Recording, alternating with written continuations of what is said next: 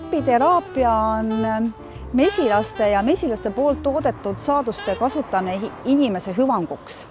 Ja see ei tähenda ainult seda, et me mesilassaadusi kasutame siis, kui me oleme haiged või nõrgad, vaid ka organismi iseparanemisprotsesside aktiveerimiseks igapäevaselt. Ja mesilassaadustest kõige levinum ja käepärasem on mesi. Ja mett võiks siis igapäevaselt võtta 1-2 dessertlusikatäit.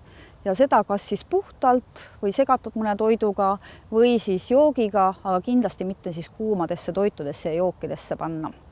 Kõige nõutum mesilaste saadustest on taruvaik ja taruvaigu kõige levitum kasutusviis on tema alkoholitõmmis, kas siis nüüd spreina kasutada, ehk siis kurgu aerosoolid, mida me teame, et põletiku vastased ja valu vaigistavad, või siis ka inimesed tihtipeale alkohoolset tinktuuri lahjendavad veega ja joovad teda sisse. Ja see on jällegi, et ta on antibakteriaalne, viiruste vastase toimega, seente vastaste toimega ja kaitseb inimest siis haigustekitajate eest. Õietolm ja suir on juba mesilaste poolt pooltöödeldud, nad korjavad teda.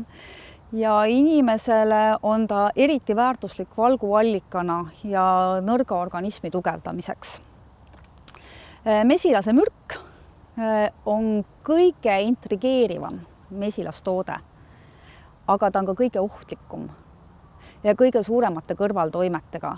Aga maailmas on väga palju tehtud uuringuid, kus raskesti paranevad haiged saavad organismile toetust siis kasutades mesilas nõelamisprotseduure, kaasa arvatud ka halvasti paranevad haavad. Haavade ümbert lastakse mesilastega nõelata.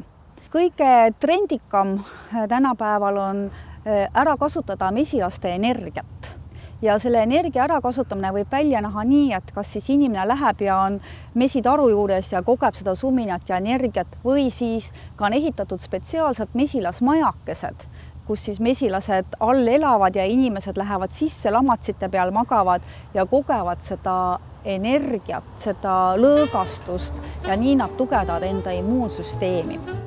Ja lõpetuseks võid öelda, et mesilassaadusel on väheste kõrvaltoimetega, kuid kõige olulisem kõrvaltoime on allergia. Ja need inimesed, kes on allergilised mõne mesilassaaduse suhtes, peaksid siis vältima neid tooteid.